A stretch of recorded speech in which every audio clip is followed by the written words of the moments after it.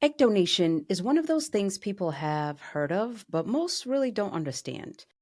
It's often talked about in medical terms, but for the people going through it, it's personal and it's emotional, and it can change everything. For many families, egg donation becomes the way forward when other paths have closed. And while every story is different, what they all share is the courage it takes to keep going.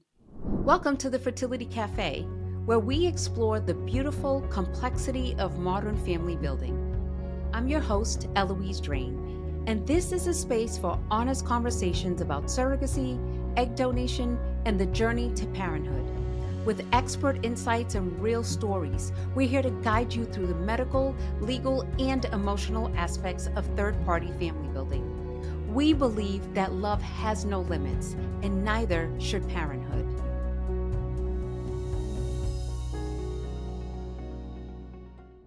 Welcome back to Fertility Cafe. I'm your host, Eloise Drain. Egg donation is one of the most impactful paths to parenthood today, yet the experience of the recipient parent is still so often misunderstood. It's not just a clinical process, it's emotional, layered, and deeply personal. It brings up questions around identity, grief, and what it means to create family in a way that not everyone talks about openly. Today, I'm joined by Erica Ferraro, who knows this journey well. After nearly 20 years of living with undiagnosed endometriosis and facing years of fertility challenges, Erica became a mom through egg donation. That experience changed her, not just as a parent, but in how she shows up for others. She created Moving Mountains for Motherhood, an online space and resource for people navigating infertility. And she just released a book by the same name, the first professionally published fertility survival guide in the US. Well, thank you, Erica, for joining me. I appreciate it. Thank you. It's great to be here. First, tell us about just a little bit about you and then also about your experience with endometriosis and how long it took to even get a diagnosis. Sure. Yeah. So my name's Erica Ferraro. I'm 32 years old. I am a mother through donor egg IVF. And that path to parenthood came to me because, of course, my partner and I at the time were trying to get pregnant naturally. And when that did not happen, I was looking for answers. And I had seen many different OBGYNs through my life. Nobody had ever brought up the word endometriosis to me. I did have every telltale symptom of it, honestly, from the time that I got my first menstrual cycle when I was 11. I had very, very painful periods. I was hospitalized for period pain at different points in my life. I would like sweat and feel like I was going to vomit. Like I can't even explain what that was like. It was basically like just being sick every month. I thought that was normal because any doctor or like adult female that I brought this up to, whether it was my mom, somebody at school, the nurse, whoever, like that was a normalized thing. Period sucks, just take more Advil. And I saw multiple different OBGYNs through my teen years and early 20s. And it was always like, are you on birth control? And then I would say, no, birth control makes me kind of nauseous. It gives me a headache. And they'd say, okay, then just take more Advil. Like nobody said endometriosis. It wasn't until I was trying to get pregnant that I actually sought out a new OBGYN very organically. The person I was seeing had left the practice and I just needed someone new. So I went to see a new OBGYN and he was like, do you have endometriosis? And I had no idea what he was talking about. And then he educated me and he explained that, you have a lot of symptoms, you're having infertility. The only way we can actually formally diagnose you with endometriosis is to do a laparoscopy surgery. He said, if we can't really see it on scans. And if we do see it on scans, it's typically pretty progressed at that point, which he was saying you kind of can see like some gunky scar tissue on your skin. So we're probably going to go in there and find a lot.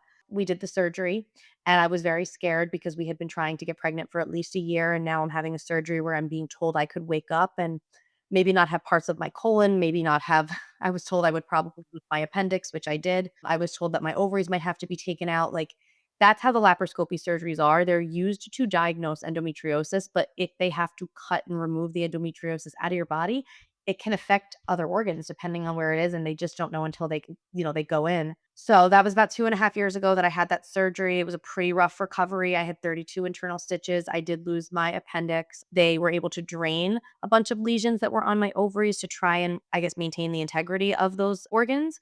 And then we went right into IVF because the OBGYN said, look, you were pretty progressed. You're like stage 3, stage 4. just go see a fertility clinic. So we went to a fertility doctor who actually is one of the featured doctors in my new book, Moving Mountains for Motherhood. And I'm sure we'll talk about that in a minute. That's what my doctor, Stephen Poulter, out of Woodbury, New York here. He moved me on to IVF immediately, which I was appreciative of. We didn't have to do the merry-go-round of IUI because that really wasn't going to solve for my particular problem. He needed to get the eggs out of my body. And at that point, really just determine what their quality was, because a lot of endometriosis patients do not have good egg quality, unfortunately, especially as they age. That condition, it kind of cooks, roasts, puts pressure on, however you want to say it, on the reserve that's left over. And so you do tend to have a lot of people with diminished ovarian reserve at a much younger age. And so, yeah, we did multiple rounds of egg retrieval. We could never make an embryo. I did platelet rich plasma therapies. I was on every supplement. I did acupuncture. I did red light therapy. Yeah, I was on the Mediterranean diet. I took CoQ10, DHEA, everything. Like, I did everything for a year to try and increase my egg quality. There is, in my opinion, nothing that scientifically and statistically can truly do that. And I talk about that a lot in my book. I think there is unfortunately, quite a marketing ploy out there for people in the diminished ovarian reserve community to try to like fix your egg reserve in 90 days and take these supplements. And there's a book out there, and I won't name it, but it's a very patient shaming, do this to fix your eggs reserve book that's actually not even written by a physician or anybody that has anything to do with medicine. I read that book and I was following all those dietary like recommendations and supplements, and it never did anything except drain my bank account and honestly give me quite a bit of false hope. But I felt like I tried. I threw everything at the kitchen sink. And so eventually we decided to move on to using an egg donor, which was like grieving the fertility process all over again. And that's when I kind of started to heal out loud, as I say. So I started blogging and doing some advocacy work around third party reproduction, quite honestly, because I think if I hadn't done that, I would have probably lost my mind. It was very therapeutic for me to feel like, okay, I'm going through something unique. I'm 30 something years old. I can't really have genetic children. Let me see if I can at least connect with others, maybe not be so alone. And that grew over time to now like a free support group I run on Instagram. There's over 100 women in my donor egg IVF support group and counting, a blog that was very focused on female health conditions as well as third party reproduction, and ultimately a book that launched yesterday. And it's very Mhm. timely because obviously June is World Infertility Awareness Month. So it's Mhm. very full circle now to have a 1-year-old son through donor egg IVF during this month and to be launching this very unique resource. So Yeah, yes, very, very timely. Wow. I mean, I knew about your story, but I didn't know it was, like, that extensive. it was pretty traumatic. Like I'm glossing Yeah. over it. Yeah, for sure. Going back to all of these doctors, all these OBGYNs or not just all, because you said you saw several that nobody ever even thought like maybe there is something wrong. It should not be normal for somebody since 11 years old to be having this many problems with having their period. And this is what frustrates me about medical care in general. Everything is let's just throw medicine at it. Let's not find the root of the problem. Yeah. Let's just throw medicine at it and see if it fix it, and if not, we'll just throw something else at it. First of all, endometriosis is a very misunderstood, misdiagnosed condition. I think it's becoming a more understood condition, and there's a lot more research now behind it. I mean, it's very common. It's 1 in 8 people, and it does tend to run in families. And it is not something that young girls hear when they are in like health class or sex ed in school. Like you're talking about how your body works. Why are you not talking about the two most common female conditions that will impact the future fertility of adults, that if managed at a young age could potentially be mitigated, not cured, but mitigated early on? And that's polycystic ovarian syndrome, PCOS, and endometriosis. So I talk about this a lot in the book, that we have this like educational and cultural environment where we're more focused on preventing teen pregnancy than protecting the fertility of And future that's all it adults. is. Yeah, that's all it Right. is. It's sex ed, it's not reproductive health ed. Right, right. And Yeah. so when I went to the doctor at that young age and even throughout my teen years, because I wasn't trying to get pregnant, I wasn't married, I wasn't trying to get pregnant, it wasn't being taken as a fertility issue. It was being taken as a pain management problem. And so had I had the laparoscopy surgery when I was younger, had the endometriosis cut out then, and then maybe been put on some birth control or suppression medications like Lupron Depot or something, At that point, that could have kept me suppressed until I was ready to do egg retrievals or I was ready to have children. I may have genetic children today. It is because the endometriosis was not managed and got wildly out of control that I ultimately became sterile. And so that's something that, like, I'm very passionate about is also too, like, if you don't know that this is a common condition and what these symptoms are, then you don't really think about it 16 years old, like freezing your eggs, but that would actually be the perfect time to do it. Right. So, I think there's a lot of pieces to protecting the future fertility of adults, but I think it starts with understanding that there are two very, very common female health conditions that run rampant among the population. And it shouldn't be that you don't hear about them until you're 30 years old and trying to get pregnant. Like they're Yeah. too common because even with PCOS, and I talk about this in the book, unfortunately, that condition, although it can lead to infertility, it also can lead to a lot of other just health conditions, and one of them is Hmm. diabetes. That is something that can be managed and mitigated through diet and medication at a younger age too, which would Yeah. have longer lasting impact on someone's overall health as well. So it's just like they're very common and they're not spoken about. And I hope that my resource becomes one, hopefully many resources that like a parent or an adult caregiver would read it and then be able to think differently about the young women in their life. It's high time that we start talking about fertility and reproductive care as a whole, not just like it's a segment of a piece. Mhm. Because it's not. It's a holistic thing, not just one piece because of when you're trying to get pregnant, because there's a lot of things that has to lead up to you trying to get pregnant, especially nowadays where the infertility rate is increasing at a substantial rate. So clearly there's something going on with everybody, and it's not just in the US, it's all over the world at this point that are having all of these issues. So you went through the IVF process and you went through all of this stuff trying to create your own embryos. It didn't work. How did you really learn about egg donation as an option for building your family? And when that was the option, or what seems to be the only option, like what was your reaction when it was presented as a path forward? What I do really appreciate about the clinic and the doctor that I worked with is that he was very evidence based and he was very realistic. I take this approach in my book. I think that if people went into IVF treatments with the understanding that IVF does not work for everyone, infertility does not equal I do IVF and get a baby. IVF is a diagnostic tool to see if it can help you get a baby and to determine if you can even have genetic children. IVF is a tool to determine diagnostically what your options are. And so I think when you look at it through that lens, that it's a step to figuring out what your path is going to be, you have a little bit more of a true understanding of what the outcomes actually look like because based on your medical diagnosis and your age, that can be very different. I heard about egg donorship after my first egg retrieval because I only got 2 eggs. And he was like, yeah, we're probably not going to make embryos. Like, I'm just letting you know because you hear 2 eggs, you're like, great, 2 babies. But that's not, the attrition rate of those eggs, which is not something people are educated on up front. So, no, we made nothing that round.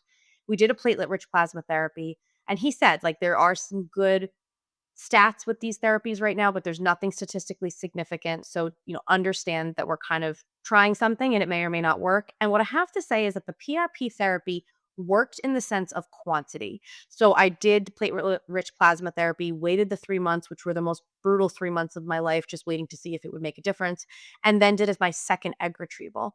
And we got 9 eggs. The problem is that it didn't fix the quality. So I still made no embryos. And that's the thing that, like, there is no quick fix. There really is no fix. There is no fix for egg quality. I don't care who says there is. I would love to see the data. Your egg quality is what your egg quality is. You're born with them. Everything you've ever been exposed to, they're exposed to, and they kind of live and die with you. It is not like sperm that regenerates itself. Maybe people do a bunch of rounds of egg retrieval and they find 1 or 2 golden eggs, and I think that's wonderful for them. But for me, every time that I'm doing an egg retrieval, I'm spending thousands of dollars. And so it became kind of a conversation with my doctor after the second round of like risk versus reward. And I talk about this again in the book too, because you have to understand your odds and statistics and what you're willing to put your wallet against. And like I say all the time, like it sucks. It sucks to be so business minded with something that's so vulnerable and so personal. But if you have an end goal in mind and you have a finite amount of resources, time, emotional capacity, money, whatever it is, then you do have to kind of figure out how long you will stay on the merry-go-round until you get off, you pivot, you change course. You have to know that going into it because, I mean, people drain their entire savings accounts. They put liens against their home and their mortgage to do this. you're like hundreds of thousands of dollars in debt. And yes, you have your one genetic child, but maybe it took you 5 years to get there and a lot of trauma and a lot of medication and a lot of lost time and a lot of grief. And if that worked for you, I think that's wonderful. But there are other ways to get to the same result quicker, cheaper. Not that egg donorship is cheaper, but I definitely saved a lot of time and money by only doing my two retrievals, kind of like cutting my losses, understanding what my personal odds were, and then making a choice that was best for us. So I always say that to people, like, don't feel like going an alternate route is giving up. It's not giving up, it's pivoting.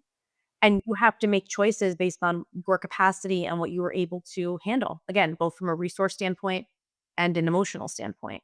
And so for me, it was more important to have a child, however that looked, without drowning my entire financial like stability and situation so I could at least bring a child into like a good financial situation. I also didn't want to wait 5 years and 15 retrievals later for the chance that I would. So I think that's what's tough about my condition is like when you have diminished ovarian reserve and they're telling you there's like a 2 or 3% chance you can have a genetic child, it's human nature to think that you're gonna be that 2 or 3% chance, and then you see these success stories from the person that was, and it gives you, like, this false sense of reality around your odds and statistics, and so I always kinda challenge people that I mentor or I talk to in this space that if you wanna keep going, but be very grounded in reality and kind of know with your partner what your limit is. Mm. So you said your doctor was sharing information and statistics. So what kind of information did he share and like as to what to expect? Because obviously you have endometriosis, you've gone through the surgery, you've gone through IVF, it didn't work. I mean, how were you going to know that even donor eggs were going to work for you? Yeah, so I think what they do is they look at your age and your medical diagnosis. After like 1 or 2 egg retrievals, a doctor can pretty much like if you've made no embryos, for me it was 2 eggs and then 9 eggs the second time. So I was 30 years old, we had 12 eggs. If I couldn't make a single embryo out of 12 eggs at 30 years old, that's Mm, not looking too good because I have friends that go through IVF for other issues or maybe it's their partner and they're 30 and they're pulling like 40 eggs. mm, Like, right? And they're making mm-hmm. I have a friend that made 29 embryos out of 40 eggs. I mean, she's my Ooh, age at right, and they were doing it for different reasons, but the thing is like, we had 12. You can see that there's an egg quality problem, and there's really nothing that I can do or take or whatever that's going to change that in any significant way, so it's just a matter of do we keep trying to find the golden egg or do we pivot? I had never heard of egg donorship before at all. IVF didn't work, then there's adoption or there's just not having children. And then my physician introduced me to the concept of donor eggs, which then also opened my mind up to embryo adoption as well, which is not something I'd ever heard of before. Honestly, my reaction to it was not good. What the hell? Like, I'm going to carry another woman's baby with my partner. Like, I was like horrified, to be quite honest. Because mm, I had never heard of it before.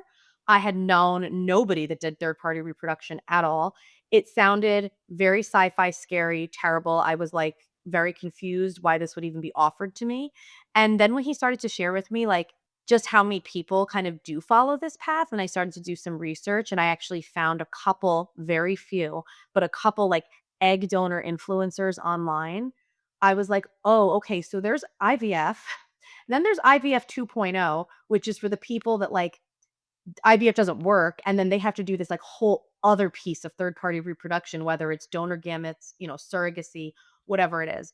So, I always say, like, I got the IVF special because I did the IVF thing, but then I had to go kind of the extra mile to, like, get the baby, which is where the Moving Mountains for Motherhood title for my book came because it just felt like anywhere I got in the summit of my journey, like, there was another peak I had to overcome, and honestly, you don't know how the donor eggs are going to work for you, but what you do know when you're in my position is that your eggs likely are not working, and this is a young, healthy in my case, she was considered a proven donor, meaning she had her own children, as well as other successful live births from the donation of previous lots of her eggs.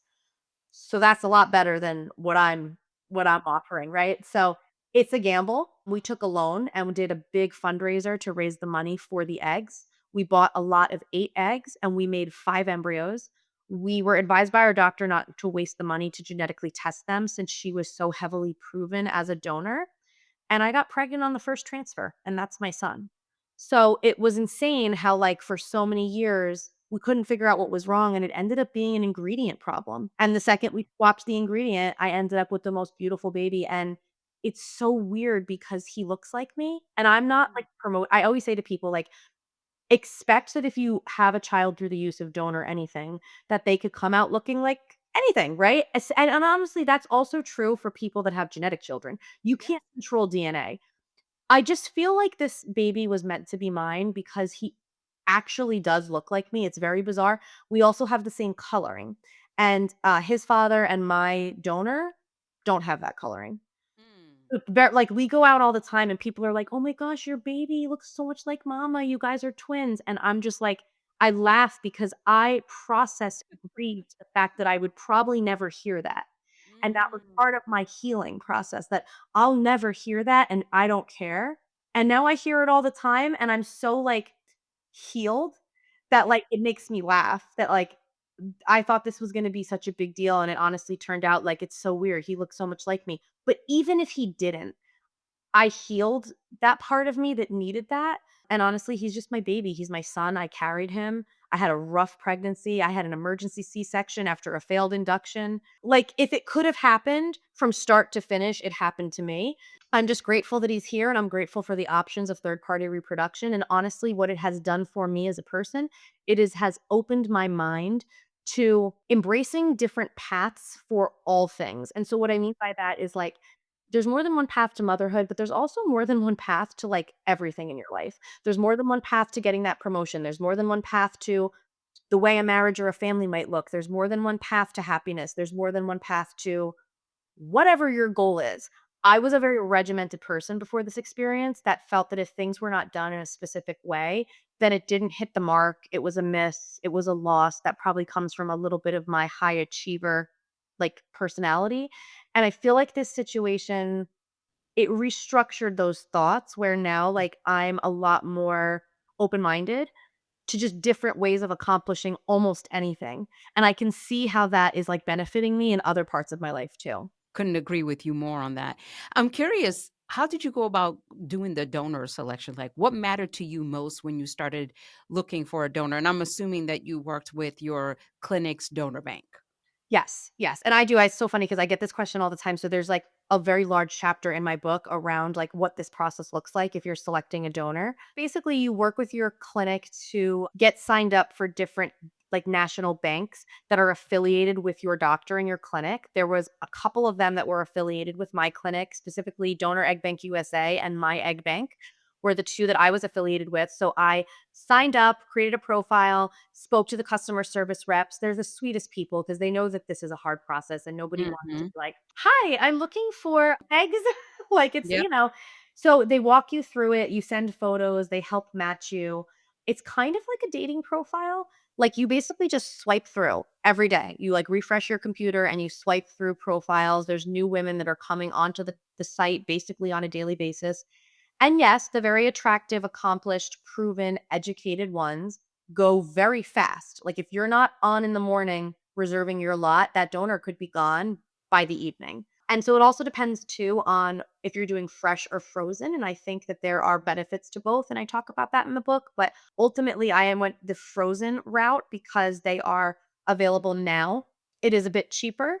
And in my case, I was able to purchase 8, which usually there are lots of 6, but I was able to purchase 8, and I felt that if I got at least 2 embryos out of those 8, I would be happy, and I ended up with 5, which is why I always say to people, I do think proven donors, if you can find a proven donor, is probably a better spend of your money. But I had plenty of friends that are pregnant through the use of donor egg IVF that their donor was not proven, or in many cases their donor was like a family or friend, so it's more of a known donor situation, and that person was just donating out of the goodness of their heart, not because they were like vetted egg donor and they have their children and they're fine too. So I think it just depends on, like, what you're looking for, what you can afford, but yeah, it's very much like a dating profile.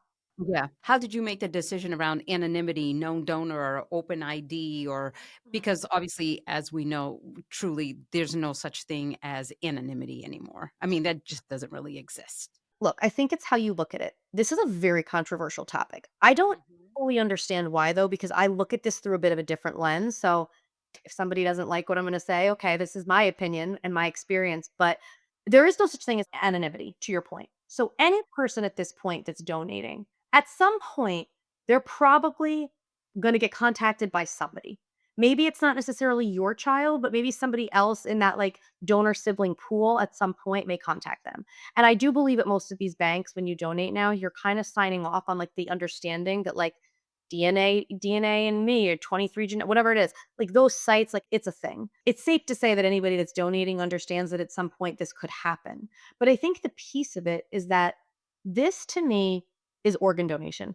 This is organ donation. This is not, "I'm donating my eggs because I wanna be your mom or your best friend." This is, "I wanna give a part of my body to a stranger to help them thrive and to live their best life with the family that they were always meant to have that for whatever reason they can't." It's like when somebody gives a kidney, they donate blood, whatever it is. They're not doing that because they wanna be your best friend or your mom. They're doing that because they wanna give back in some type of way, and also for egg and sperm donors, there is a financial incentive there. I think to say that, like, everybody needs to be open ID and everybody needs to be willing to have a relationship, to me, that's not really then the concept of organ donation, and I think you're gonna deter a lot of people from wanting to donate if that's the expectation. What I do think is really important is if you are going to be a donor, that there is some level of openness around family history, medical history, things of that nature, which most of the egg banks today, I can't speak about the sperm banks, but I can say about the egg banks for sure, they're definitely a lot better. So when we got the information of our son, we went with the frozen anonymous route. That's what worked for us.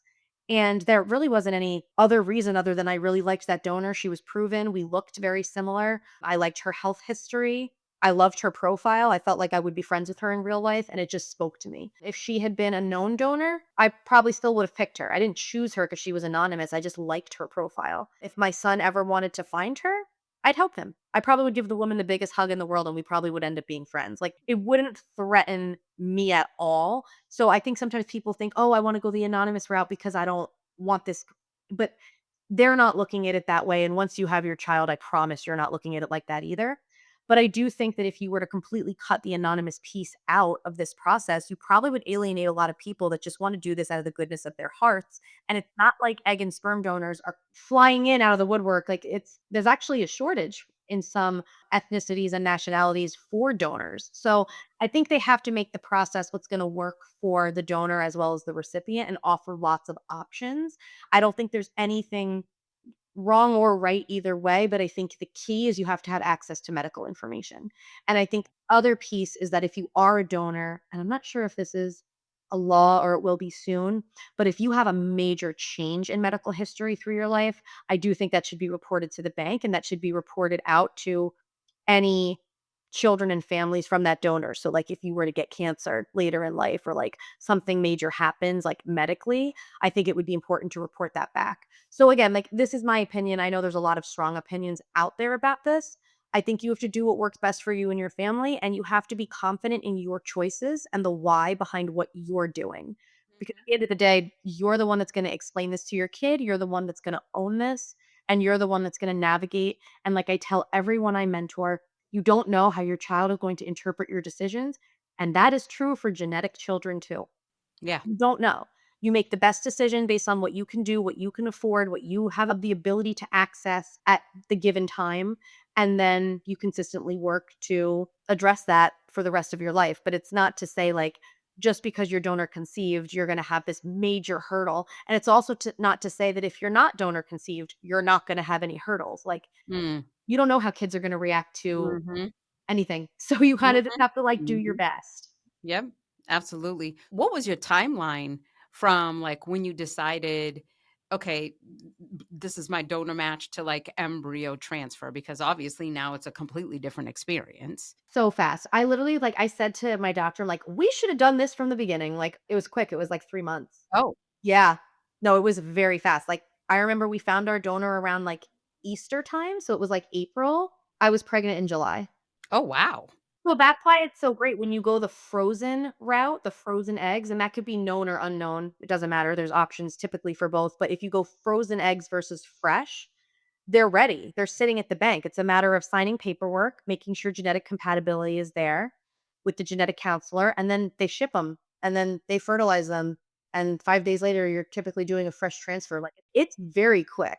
Yes, with frozen eggs, some of the drawbacks are that some of them may not de-thaw, some of them may not fertilize, but that's the truth of any IVF cycle, and you're probably not gonna end up with 10 embryos if you're only buying lots of 6 to 8 eggs, but 1 or 2 children, then that might be okay. Also, something that I was very comfortable with is if we wanna have a second child, but we don't end up with enough embryos out of this donor cycle to do that, then I was okay with finding a different donor for a sibling in the future. And I think that if you're not okay with that, like truly not okay with that, then you might want to go the fresh route. It's more expensive and it's more timely, but you'll probably end up with more eggs and more embryos. In my case, I took a gamble and it didn't matter. 8 frozen eggs, 5 embryos. Like that was plenty to potentially have maybe 2 children. But for some people that really feel strongly that they wouldn't want a different donor for another child, they may want to think about that or even buy maybe 2 lots of frozen eggs to get enough eggs from the donor. That's obviously more expensive. But again, you have to think through what your goals are. For me, I didn't really care what the genetic component was going to be of the child because I already let it go. This child already genetically not linked to me. So to me, it was just like I'm buying a blueprint. I'm buying a blueprint from somebody, but I'm raising them, I'm growing them, they're my children, so I don't really care where the genetic piece comes from. I think because I let it go, I'm now very open. Like, I'm like, "Oh, maybe I'll do embryo adoption, or maybe I'll do, like, adoption, and even maybe I would adopt a child of a totally different, like, nationality or background." Like, that's something that's been on my mind because I let it go. I hear you. You let it go, and everybody that has to go this route, you do have to go through a mourning process, and you do have to let it go. And I venture to say that you're probably one of the strongest individuals that I've spoken to in a long time that have had the emotional strength to be very strong in your I was okay with letting it go and I've moved on and I was able to open up so many other options for myself because of that. Yeah. But that wasn't, I'm sure, something that you was just a snap in the finger and No, no, no, no. It was a very traumatic, like, year-long process. So, what I would say is I have learned how to practice radical acceptance, and that is something that, mm, I'm practicing currently in my life in other areas, is just that, like, you can be upset that something is not the way you want it to be, and you need to. You need to cry, scream, grieve, go to therapy, talk to your friends. You need to. You need to find the outlet, and you have to get those feelings out, but it's all in the purpose of radical acceptance. I'm crying, I'm grieving, I'm journaling, I'm blogging, I'm going to therapy, I'm talking to friends. I'm doing all of this because I want to accept this, because I don't have any other choice but to accept it. So I'm doing things to help me process my emotions so that eventually I can, because I want to be somebody that can accept reality. I don't want to be somebody who's going to let the things that happen to them ruin the rest of their life. Like, I'm 32 years old. This isn't my fault that this happened, but now how I react is going to shape the rest of my life. And I can either choose to embrace motherhood in a different way and still be a mother, or I can just drown in it, maybe choose not to have children and there's nothing wrong with that. Maybe go a different route and then be like resentful, but like who does that benefit? I really that hurt. It really just further punishes me for something I didn't ask for. So I think all of the things I did between the blogging, the support groups, reaching out, trying to find examples of people that were okay, all of the different therapy and like support group things I did, I signed up for a lot of them. I found a lot of that online. It was all because the end goal was to accept something different. I think the other part of this too is that there's such a community of people out there that are doing this. Like I said, I have over 100 women in a support group and counting that are using egg donors or sperm donors or embryo adoption or whatever, like for so many things, whether it's I got married later in life, I got divorced and then got remarried, I have a medical diagnosis, I was born without eggs. It's like all varying ages, all varying reasons. And outside of like, say they have a support group and maybe their close inner circle is like out there like touting it on the front of the New York Times, right? Or really like, hey, my kid's donor conceived. And they shouldn't have to and they don't need to. But for me, as somebody who does heal out loud and knows that I need to find significance in the things that I go through because I know myself and I know what will get me to that radical acceptance, I wanted to turn this into something else. The trauma and the pain can't be for nothing because, again, I know myself. And I think you have to know yourself and what you need to do to heal. And so I chose to heal out loud because I know myself. And because I did that, I found even more connection because now I'm kind of like one of the very few faces of donor egg IVF in this community. But I'm also Probably the youngest. I have a couple really great mentors and folks that are donor egg IVF influencers, if you wanna call us that, but they're much older than me. I think I was one of the if not the first to come out with, "I can't have genetic children, and I'm barely 30 years old." I think most people think about needing to use an egg donor through the lens of, like, having children later in life, but my story is more around, like, having a medical condition, which there's just not many people in general online talking about using donor eggs, and then if they are, my story is, like, a little bit unique, I think, because of that piece of it, just because of how young I was when I discovered this problem, and there's not many of us. There's, like, 4 or 5 accounts if you look this up to try to find, like, mothers that are out there using donor eggs. There's, like, 4 or 5 of us that I think about. I think 2 of them are not even in the US. It's a very limited pool of, like, resources in the United States. So, when I realized that there was a true opportunity to help others, I took it and it helped me heal, and I didn't intend to write a book, but because I just kept blogging and connecting and doing advocacy work, it kinda, like, led to that. And now I look back and I'm like, "Oh my god," like, I'm so glad in a sense, like, my own eggs didn't work because I wouldn't have this book, I wouldn't know half the people that matter to me in my life, I wouldn't have made these connections, I would not have this specific child, and he is, like, perfect beyond like, he's just like my angel baby. And I would not have become the individual I am today, which is like so much more, I think, emotionally just elevated and I don't even like aware. like Yeah. How did you share or maybe not share your decision with others, especially, family, friends, and all of that? Because again, to your point, you're young. It's not the norm for somebody so young to be need an egg donor. How did you share that information?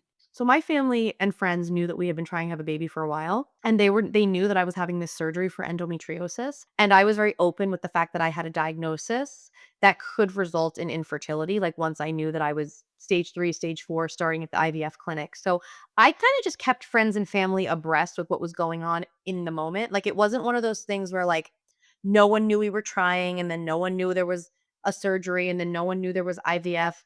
I'm an open book, that's my style. So whether there was a problem or not, I was always just gonna be open with people about the fact that we wanted to start a family.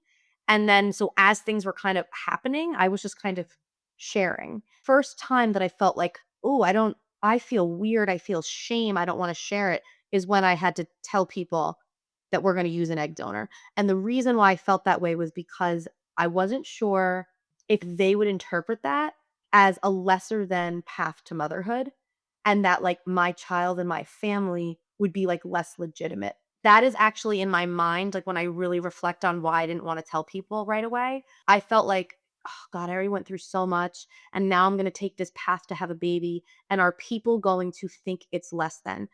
The reality is that was a projection because until I healed, I think I thought it was less than. And I think I was putting that out there, and what I always tell people to do is just practice telling a couple trusted people first and watch their reactions. Because when I picked up the phone and called, like, 4 or 5 of my closest friends to be like, "Listen, we just made this decision and we're gonna go down this path," they were like, "Oh, that's so cool. Oh my god, wait, like, who is she? Where are you getting the eggs from?" Like, they were so interested because it sounds so unique, and they were, like, happy that there was a path for me. And the more I did it and the more I practiced, it got easier and easier and easier. And I also practiced a little bit with strangers because I wanted to see what stranger, like, unbiased reactions would be. Because again, it was challenging myself and my own perception. I felt badly that I maybe had to take a different path. And so, because I wanted to accept it, but I knew that I hadn't yet, one of the things that I did was like anytime I would be like kind of out the bagel shop, the gym, whatever, and like it would come up like, oh, we're trying to have a baby, or I would proactively share this information and just pause and just see what their reactions would be. They were never bad. Like the reactions were never ever bad. I think there was one person who was like, oh, I'm sorry. And then I took it as an opportunity to be like, no, don't be like, this is gonna, like, lead us to the child we were always supposed to have. And even Mhm. that was, like, practice of how you respond, and she didn't do that to be insensitive, she was just ignorant to the experience, like, Yep. so I think practicing putting it in front of people and responding is, like, it helps you accept it and how you're gonna Yep. talk about it. How do you intend to plan to share your child's origin story to him? I mean, I tell him now that he's my special egg. He's my what do I tell him? Like, he's my golden egg, he's my special egg. we're so grateful to his donor so that mommy could be your mommy because I was always supposed to be your mommy. I tell him that there's a really great book actually from one of my mentors, Victoria Nino. She's a donor at IVF influencer in the space, and she has a children's book that came out called Our Hearts Match. So I say that to him all the time. I'm always like, our hearts match. Like you and mommy have the same heart. He looks a lot like me. So it's kind of like, it's in my situation, it's like, oh, we actually also have the same hair color too. But even if we didn't, I wouldn't have needed that. Like I Yep. tell him all the time, like, you're the baby that was meant to be mine. It took us so long to find each other. I like have this little story I tell him about how he like had to jump over the moon and like bounce along like among the stars to like I have little cute ways that I explain to Yep. him like he was out there and I was here and like the vessel in which he came to me is just the vessel. The Yep. soul was always destined. Was And connected. so Yeah. there's a lot of great children's books like the one I just named, but there's others too that are really good for explaining donor conception that I'm just going to read to him. And like there isn't going to be a day where I tell him.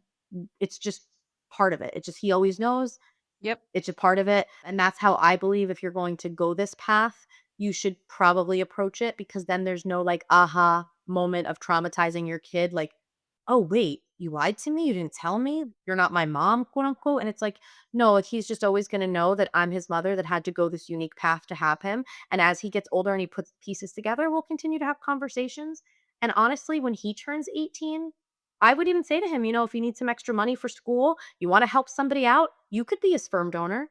I mean, that's probably not a conversation most parents are having with their kids, but because you were conceived through donorship, it's something maybe you would consider now paying forward, and that's like a conversation we would have in our family. So, I don't know, I think for me, like, I've totally accepted that this is my path to parenthood, so how am I gonna talk to him and others about it is a moot point, but I can tell you getting to this point was like the most transformative traumatic experience I've ever had, and it really plays out in the book, and I think if I had the resource that I created, if I had my book as the patient, I think I would have had a very different experience, like, mindset, because there were really no resources at that time that highlighted a lot of different examples of third-party reproduction and actually walked you through everything you asked, like, what is it like to find a donor, and fresh versus frozen, known versus non, like, all of the things, and that's just one component of the book because the book is not specifically focused on third-party reproduction, that's just the one chapter, but I didn't have many resources, I feel like I was flying blind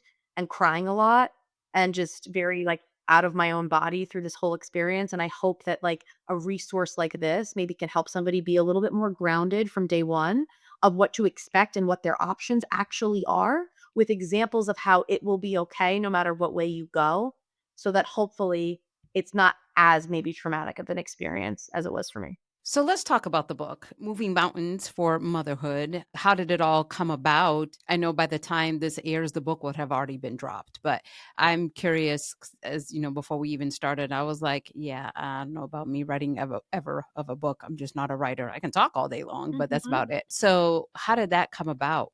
So you'd be surprised. People that are good with verbal communication are probably better with written communication than you'd even think. Because I was always the same way. Like I've had people tell me that I should have a podcast because like I guess they like my voice. I'm like, I don't have time for that. I do have a full-time job. But I do love to read. I've been running a book club for many years. You can see my little bookshelf behind me. Like I'm a big reader. And my grandfather was a published author. And so when I was younger, I did like light editing work for him. And I've just always had that in me, and I just never knew what I was gonna write about. Like, I always wanted to write a book, I just didn't really have a topic. And then when I was going through all the infertility stuff, I started blogging, and part of the reason why I started blogging was because it was a great outlet. It was actually a lot cheaper than therapy, but also, I felt that there was this just, like, unrepresented opinion out there around endometriosis and egg reserve and how that can affect fertility, and then, of course, that bled into third-party reproduction. So the blog was really just to promote more education. I set my Instagram to public, and I just started writing and releasing articles, and they started to get picked up by, like, different, like, smaller advocates, if you will, in the infertility space, and then it really wasn't until pregnant-ish, like 2 Thanksgivings ago, picked up my article that went a little bit viral on TikTok. It's called "So You Need to Use an Egg Donor: How Not to Spiral or Jump Off a Cliff" by someone who has contemplated all of the above. So that article got picked up by them and they released it around Thanksgiving like 2 years ago, and once that happened, my Instagram kind of blew up because again, like this is an example of a real person using donor eggs and there's not many of us out there. And then once I started to get a little bit more of a following, then I had more content and honestly more even just motivation to want to keep putting articles out. At one point, right before my son was born, my mom said to me, like, "What are you going to do with this WordPress site? You have over 75 published articles. Are you going to like maintain this website forever? Are you going to keep blogging? Doesn't this need to live somewhere? Like, put it, you should like write a book." And so I started looking through my blog and I'm like, wow, like it's giving survival guide. Like the book is Mm. very, like the blog is very top to bottom, like what, why, when, how, where. Like that's how the blog is kind of structured. And so it was actually very easy to put a table of contents together because it kind of already existed that way on the blog. And then I had to just fill in the cracks to make it flow. But of course, like once I started working with a publisher and actually had more of a professional like gusto behind it, then we start involving experts, therapists. I've partnered with 4 different big name fertility doctors, a therapist who used an egg donor herself to have children, Elise, the embryologist, who's been like featured on BuzzFeed and she's done a ton in the community, and then 15 different advocates that all have unique ways to parenthood and like also have really great following and a really great like advocacy piece around what they're doing. Then it started to kind of blow up because now all the people that are in the book that are providing quotes, editing, auditing, adding their stories, whatever it is, they have their own followings too. So like it's really cool because if you read my book and you're very ingrained in this community, like you're gonna see like a lot of names that like you recognize, kind of intentional because it helps also spread the word about the resource and it makes the resource more integritous to have people with a lot of experience as well as their own platforms involved in creating what is now the very first professionally published infertility survival guide in the United States. There is nothing like it, at least not from a professionally published standpoint. There are a lot of like self-published memoirs that are out there, but there is nothing that is fully comprehensive from top to bottom. It's technical, it's emotional, tactful. It's like the only guide you would need. If you're going through infertility and you buy this book and you read the entire thing, like you probably don't need to buy another book. Like that's kind of the point. It's like the one comprehensive guide to go to get all your information in one place, Mhm. supported by a lot of experts and a lot of people that have been kind of through this and have that hard-earned wisdom. It definitely became much bigger than I had Yeah. initially intended because I was going to self-publish the book, and I'm so grateful to my publisher that that did not happen because now that I've learned what actually goes into publishing a book, I yeah, Glad. I'm very glad that I did not do that on my own. Well, as we wrap up, like a last question that I would want to ask, what do you wish more people understood about egg donation? Because obviously your lived experiences, and then of course the people that you're connected with and have conversations with, and all of that, knowing, especially, you wrote a book specifically about this experience, how important it is to get that information out there. What do you wish more people understood? I wish more people understood how common it is. I wish more people viewed it through the lens of organ donation because I cannot tell you how many people that immediately feel better when I use that word, that terminology about the choice they're making. I think there's a lot of ethics that get tied up in this that I think what we have to remember at the end of the day is like we're all humans. I don't care what you look like. I don't care where you're from. We came from like an origin. So we're all kind of sharing similar DNA anyway. And it's really not about your genetics. It's about the family that you're born into. It's about the life that you're brought up into. It's about like the people that raise you. That epigenetics piece, I think, is something I wish more people knew about. And there's a lot of studies out there now about the influence of epigenetics on a person. The idea that you could take 2 people, put them in different homes in different parts of the world, and they would be 2 totally different people based on how they're raised, not necessarily based on the genetic component, although genetics play a part. They certainly are not everything. And I think that people that are going through this process feel like they're making some kind of like ethical, horrible decision and they feel guilty. And then you get online and you read a lot of things about donor conceived people that are very upset. And what I always say to that is like, it's very good to be educated and to understand the different viewpoints of everyone. I'm not upset that I read those things and that I was exposed to stuff that wasn't always easy to hear. I think you have to know that so that then you can know how to go about raising your own child in the most ethically responsible way that you can. I think that starts with being open and honest from the beginning and building a lot of pride in their individual story, but also remembering that a lot of times the loudest voices are the ones that we hear. I've met many donor conceived people and the parents of donor conceived individuals who literally don't care. They're not trying to find the donor. They don't care. The intended parent even offered. They don't want to. They are totally satisfied with the parents that raised them. They view them as their parents. They view their siblings as their siblings, and they have no interest in getting on DNA, whatever, and finding somebody. I've also met people that needed that. They really needed that. And I would say that if you're going to have a child through these means, you have to be open to both possibilities and let your child kind of guide you with what they're going to need when the time is right. Absolutely. Erica, thank you so much for being here and for sharing your story and really for being real and honest because unfortunately, it's not always the case, right? So, and vulnerable because so many people aren't willing to be this open, like, hey, I'm just going to put it all out there. Take it however you need, pull whatever you need. The New York in me might come out a little bit there. That's probably why. It's okay. Quite all right. What you get. Yes, quite all right, quite all right. I'd rather that, honestly, than anything else. So, before we wrap up, can you let listeners know how they can get a copy of your book, Moving Mountains for Motherhood, and the best way they can reach you if they want to connect? And of course, we're going to put everything in the show notes too. Yes, so the book is available through Amazon and Barnes and Noble. It is also available for direct purchase through my publisher's website, but Amazon is probably the most efficient way to get the book. Also, a patient advocacy companion to the book called Empowered Fertility. It's about a 30-page ebook that builds on patient advocacy. I work in the pharmaceutical industry. I have for over 10 years. So I have a unique perspective on how a patient can best advocate for themselves in a healthcare setting where they may feel vulnerable and not always Mm. comfortable going toe to toe with a doctor. I've done that my entire career in sales and marketing, and then also being a patient. It's a unique perspective. And so that ebook also available through Kindle as well as an EPUB or digital download on my publisher's site. There's the main print book, and then there's also this supplemental ebook that can, go along as a nice companion, which again, everything can be found through Amazon or my publisher's site. And then as far as connecting with me, my Instagram is eri.ferraro, Ferraro. And then Moving Mountains for Motherhood does have its own Instagram. But if you want to connect directly with me, and if you're interested in my support groups for anybody using donor egg IVF, I would suggest following and connecting on my personal page because that's where I run the group out of. Okay. And like I said, I will make sure we put all of that information in the show notes anyway. So, but thank you so much for joining me. I really appreciate it. Thank you. Thanks so much for listening to Fertility Cafe. If you've enjoyed this episode, be sure to subscribe so you never miss an interview, leave us a review, and connect with us on socials. We're at Fertility Cafe. You can also watch the full video version of today's conversation over on our YouTube channel. Until next time, remember, love has no limits, neither should parenthood.